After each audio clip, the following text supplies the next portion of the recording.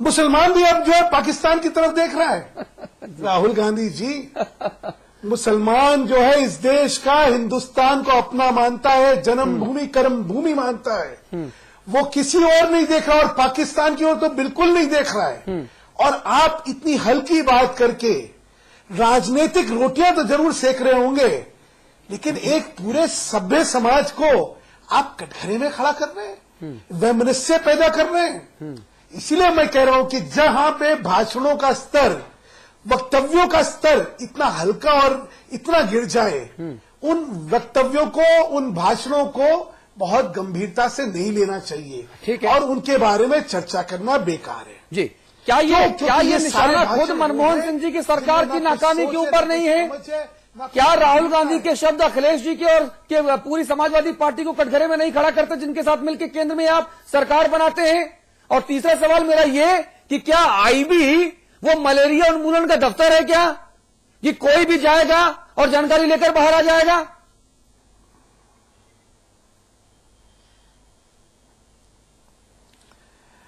राहुल गांधी जी जो है, उनको खुद ही नहीं पता कि वो किसको कटघरे में खड़ा करना चाहते हैं और क्या कर रहे हैं। जब आईबी का अधिकारी कोई ऐसा व्यवहार करे जो उचित नहीं है, तो ये उनकी सरकार के ऊपर एक उंगली उठती है। हाँ। कि सरकार की प्रशासनिक क्षमता जो है वो इतनी भी नहीं है कि उसके गुप्तचर विभाग वो गुप्त जानकारी जो किसी और को नहीं जानी चाहिए वो किसी को भी दे रहे हैं।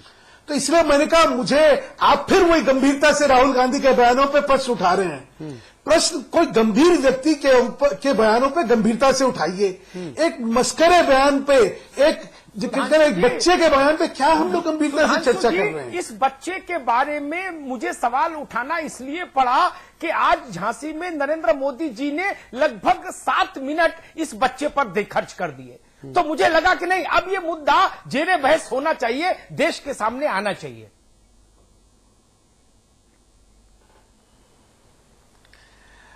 ऐसा है, नरेंद्र मोदी जी ने क्या हुआ है, बार बार जो है बचपने के बयान, बार बार जो है ये समुदायों में लड़ाई करने का जो माहौल पैदा कर रहे हैं, उसका खतरा जो है सामने देश को दिखाया।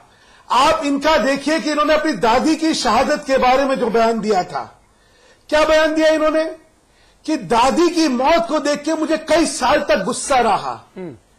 किसके, आपको वो गुस्सा किसके प्रति रहा? सिखों के।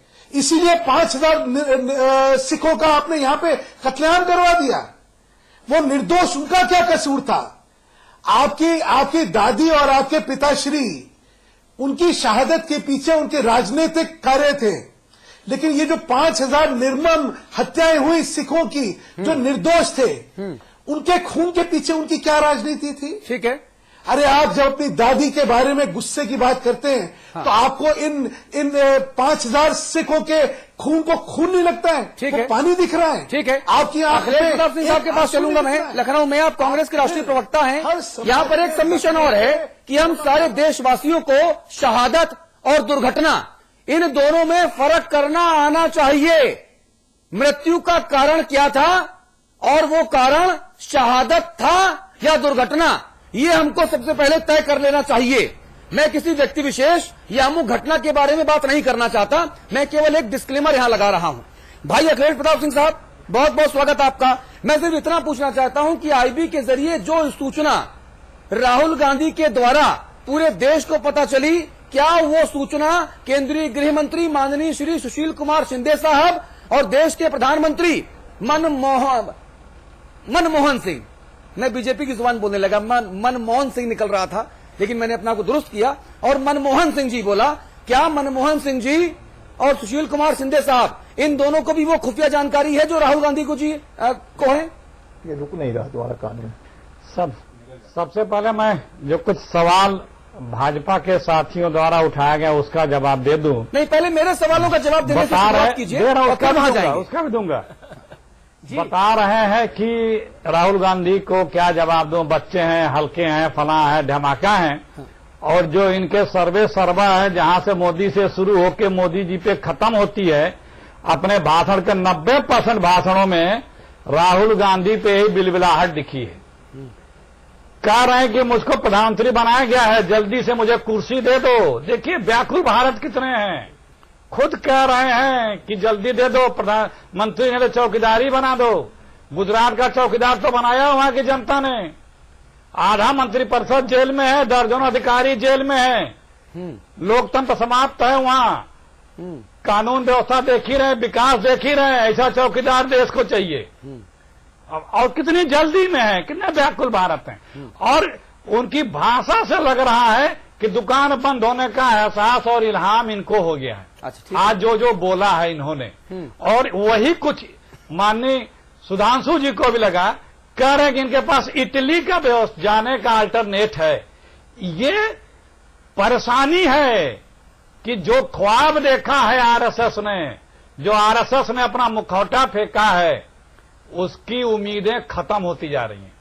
ये ख्वाब देखा है। अब मेरे सवाल दूसरी बात, राहुल जी ने वही कहा जो सबको पता है। हाँ। इस देश में हर किसी को ये पता है कि आईएसआई ऐसे नाजुक मसले पे या पाकिस्तान की और एजेंसियां या आतंकवादी संगठन बरगलाती हैं। यानी पीएम और एसएम को भी पता है ना।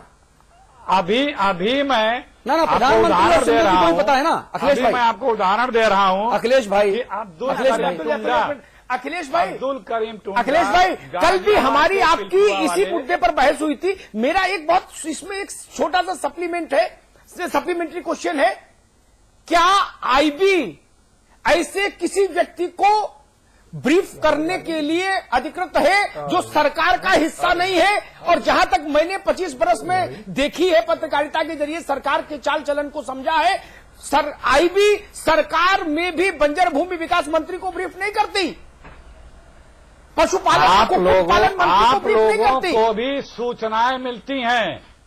नहीं, उन्होंने कहा आईबी का अधिकारी आपके मेरे कमरे में बता के गया। एक मिनट सुनिए जी, आप लोग भी उसी के आधार मान के और कंफर्म सूचनाएं देते हैं। बात होने दें, मैं बोल रहा हूं। आप जबरदस्ती अपनी बात ना मनवाने का प्रयास करें। गुजरात में जब कई इनकाउंटर हुए, उसमें लोग मारे गए, तो छाती ठोक के कहा जाता था कि पाकिस्तान के आतंकवादी और आईएसआई एजेंटों द्वारा भेजे गए ये लोग थे। किसने बताया था इनको? कहां से मिली थी जानकारी? तब तो यानी कि नरेंद्र मोदी और राहुल गांधी का सूत्र एक ही है, ये आप कह रहे हो ना? नहीं, तो मैं बताऊंगा, ये सच्चाई है, ये बात अलग है कि अखिलेश जी इसमें एक तथ्य है, अखिलेश जी इसमें एक तथ्यात्मक वो है, राज्य सरकारों को आईबी बाकायदा एडवाइजरी भेजती है, लिखत पढ़त में चिट्ठी जाती है, इसलिए राज्य की सरकार के पास सूचना होना प्रामाणिक आधार है। लेकिन जो सरकार से बाहर है उसको सूचना नहीं हो सकती। बताने के लिए राज्य को सूचना जाती है, राज्य को सूचना जाती है। अखिलेश भाई आप तो जानते हो। एकदम सही कह रहे हैं आप। सुनिए, मैं बता रहा हूं, हम हो या आप हो या दूसरे राजनीतिक दल के महत्वपूर्ण नेता या महत्वपूर्ण जर्नलिस्ट हो, उनको भी खुफिया एजेंसियां ये सब चीजें व्यक्तिगत व्यवहार के या उसे नाते बताती रहती हैं। हाँ। और लेजिस्लेचर मेकर होते हैं। अखिलेश जी, अगर आईबी भी व्यवहार निभाने लगेगी तो देश में एक विचित्र संकट पैदा हो जाएगा। हाँ।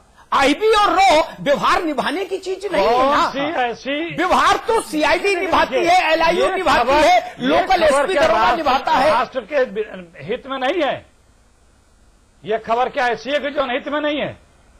ना, ये राष्ट्र के हित में आपके हिसाब से है, लेकिन अखिलेश जी की सरकार पर निशाना है।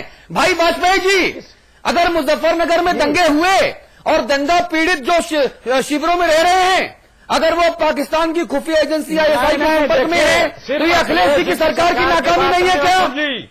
वाजपेयी जी से लेकर के आसाम तक ऐसी हरकतें हुई हैं। अखिलेश जी की सरकार आज के तारीख में ऐसे अखिलेश जी, मैंने आपको नौजवानों को सरेंडर भी करवा रही है। अब वाजपेयी जी ऑफर दे रखी है, लोग सरेंडर कर भी रहे हैं। अभी 2 महीने पहले दिल्ली पुलिस को लेकर जो कंट्रोवर्सी हुई थी, कश्मीर के एक नौजवान को जो सरेंडर करने आया था, उसको आईएसआई ही ले गई थी। तो ये सिर्फ एक स्टेट की बात नहीं है, चाहे गुजरात हो, चाहे असम हो, चाहे यूपी हो, चाहे दिल्ली हो, हर जगह हमारे ऐसे नौजवानों को बरगलाने का प्रयास करती रहती है पाकिस्तान अखिलेश के जी, आतंकवादी संगठन अखिलेश और जी, खुफिया एजेंसियां। अशोक जी कहिए, अशोक वाजपेयी जी, क्या राहुल गांधी का बयान उत्तर प्रदेश की अखिलेश सरकार के ऊपर सीधा निशाना नहीं है कि आपकी सरकार है और आपके द्वारा जो शरणार्थी शिविर बनाए गए जिसमें मुस्लिम और हिंदू अलग अलग शिविरों में रह रहे हैं, उसमें मुसलमान नौजवान पाकिस्तानी खुफिया एजेंसी आईएसआई के संपर्क में हैं?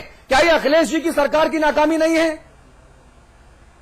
देखिए, ये जो बयान आया है राहुल गांधी जी का, जी, मैं समझता हूं कि ये जो आईबी की सूचना कोई राहुल गांधी जी किसी संवैधानिक पद पर नहीं है।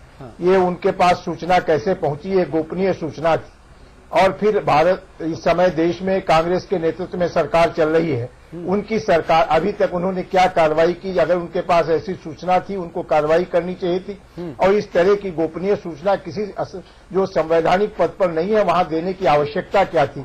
इसका मतलब आईबी की सूचनाएं इस तरह से लीक हो रही जो कि देश की आंतरिक सुरक्षा के लिए और बाह्य सुरक्षा के लिए गंभीर चुनौती और गंभीर बात है। हाँ। और जहां तक आपने बात की है कि जो शरणार्थी कैंप है, शरणार्थी कैंप में कहीं पर भी कोई भेदभाव नहीं किया गया है। शरणार्थी कैंप में ज्यादा से ज्यादा लोगों को जो वहां की आवश्यकताएं थी, सुविधाएं थी, उनको देने का काम किया गया है। और शरणार्थी कैंपों में किसी भी प्रकार का कहीं न कोई भेदभाव है, न कोई बात है। मित्तल साहब रिस्पॉन्ड कीजिए। और कहीं समाजवादी पार्टी की सरकार में और शरणार्थी कैंपों में समय समय पर अधिकारियों ने जाकर, मंत्रियों मंत्रिपरिषद की टीम ने जाकर अशोक जी विषयांतर कर दिया आपने, समस्याओं का समाधान करने का काम। विषयांतर मत करिए। सुधांशु मित्तल जी रिस्पॉन्ड कीजिए। मैं एक तो पहले आप सबको बतला दूं कि आईबी की जो रिपोर्ट होती है उसमें लिखा होता है फॉर योर आईज ओनली। आप उस रिपोर्ट को किसी से शेयर नहीं कर सकते हैं। हाँ। ये कैसे दूसरा ये जो कह रहे थे कैसे जान मुख्यमंत्री को कैसे पता लगा सुधांशु वो मित्तल कैसे जान गए कि ये लिखा होता है? तो ये जान ले कि एक जॉइंट डायरेक्टर लेवल का अफसर जो होता है हर स्टेट गवर्नमेंट को ब्रीफ करने के लिए होता है, क्योंकि सरकारें जो है वो स्टेट गवर्नमेंट की स्टेट पुलिस के साथ उनका जो खुफिया विभाग होता है उसके कोऑर्डिनेशन में ये सारा काम होता है। खुल गई। तो पहली बात, जो नरेंद्र मोदी की जानकारी है वो संवैधानिक है और जो इनकी है वो असंवैधानिक है। दूसरी बात मैं ये कहना चाहता हूं कि किस बात की गंभीरता को देखे क्या बात करनी चाहिए, ये विवेक और ये समझदारी उम्मीद उस आदमी से जरूर करी जाती है जो अपने को देश का नेतृत्व देना चाहता है। अब इसी बात को ले लीजिए, अगर आईबी के कुछ अगर आईएसआई के कुछ अधिकारी मुसलमान युवाओं के साथ संपर्क में थे तो इससे बढ़िया अपॉर्चुनिटी सरकार के लिए हो ही नहीं सकती थी कि उनके माध्यम से उनको पकड़ा जाता।